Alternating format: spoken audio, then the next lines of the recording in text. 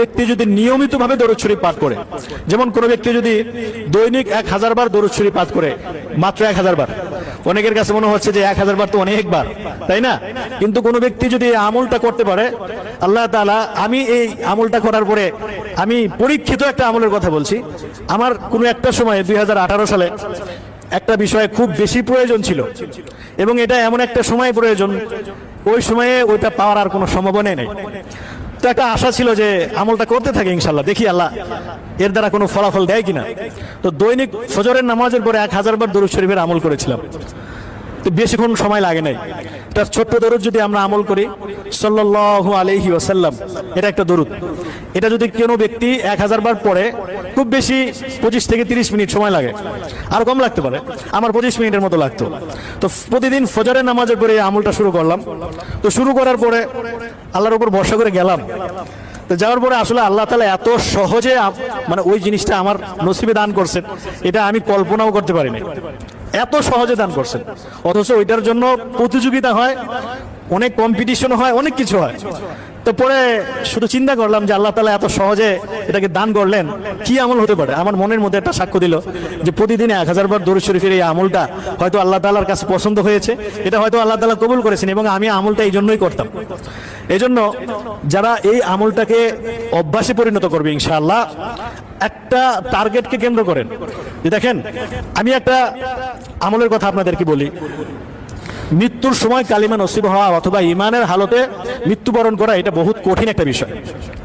আমাদের কাছে, অনেকের কাছে এটা সহজ মনে হতে পারে, কিন্তু মৃত্যু পথযাত্রী যারা, মৃত্যুর সম্মুখীন যারা হয়েছেন, একমাত্র তারা বলতে পারবেন যে মৃত্যু যন্ত্রণাটা কতটা কঠিন। হাদিসের মধ্যে আসছে, যখন একজন ব্যক্তির কাছে মালাকুল মউত সামনে চলে আসে, ঠিক তখন ফেরেশতার একটা, শয়তানদের একটা টিম চলে আসে। শয়তানের একটা টিম চলে আসে যে এই ব্যক্তিকে এই শেষ মুহূর্তে যদি ঈমান হারা করে দিতে পারি, তাহলে আমি সাকসেস। এই জন্য ওই অবস্থায় তাকে বিভিন্ন ভাবে যুক্তি দেয়, বিভিন্ন কথা স্মরণ করিয়ে দেয় যে তুমি এটা বলো বা তুমি এটা বিশ্বাস করো যে আল্লাহ বলতে কিছু নাই। অর্থাৎ ঈমান হারা করার জন্য শয়তানের যত অপকৌশল, অপচেষ্টা, সমস্ত কিছুই সে প্রয়োগ করে দেয়। তো এক তো হচ্ছে মৃত্যুর যন্ত্রণা, আর একটা হচ্ছে শয়তানের ওয়াসওয়াসা। এই দুইটার মাঝখানে একজন মুমিনের ঈমান ধরে রাখাটা খুব কঠিন। তো কোনো ব্যক্তি যদি এই আমলকে কেন্দ্র করে যে আল্লাহ, আমি দৈনিক 1000 বার দরুদ শরীফের আমল করব, এই নিয়তে যে আল্লাহ তুমি মৃত্যুর সময় আমাকে ঈমানের হালতে মৃত্যু দিও, যদি এই নিয়তে কোনো ব্যক্তি 1000 বার দৈনিক এই দরুদ শরীফের আমলটা করতে পারে, আমি আশাবাদী ইনশাআল্লাহ আল্লাহ তাআলা আমাদের প্রত্যেকের নসিবে ঈমান অবস্থায় মৃত্যু দিবে।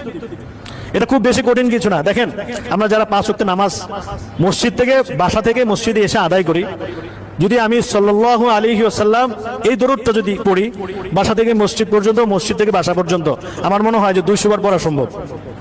যদি 200 বার পড়া সম্ভব হয়, তাহলে 5 ওয়াক্তে কয়শো বার হয়ে যায়?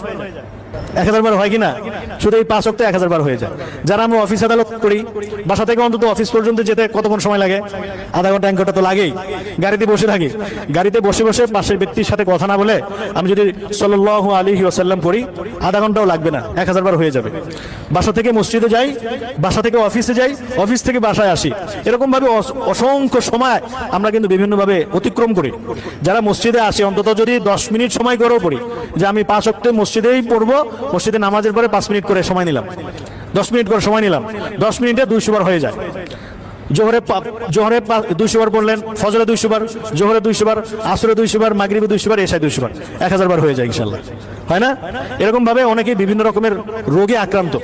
এই আমলটা করে দেখেন ইনশাআল্লাহ, এটা পরীক্ষিত একটা আমলের কথা বলছি। অনেকেই বিভিন্ন রকমের সমস্যায় জর্জরিত। এই আমলটাকে কেন্দ্র করেন যে আল্লাহ আমাকে এই সমস্যা থেকে তুমি মুক্তি দান করো, আমি প্রতিদিন 1000 বার করে দরুদ শরীফের আমল করব। আমলটা করে দেখেন, যদি না হয় তারপর আমার বলবেন যে হুজুর আপনি একটা আমলের কথা বলছেন, এটার কোনো ফল পাইনি।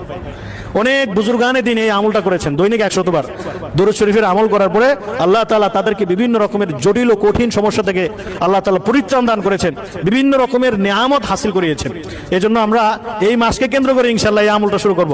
আল্লাহ তাআলা আমাদের সকলকে তৌফিক দান করুক। ওয়া আখিরু দাওয়ানা আলহামদুলিল্লাহি রাব্বিল আলামিন।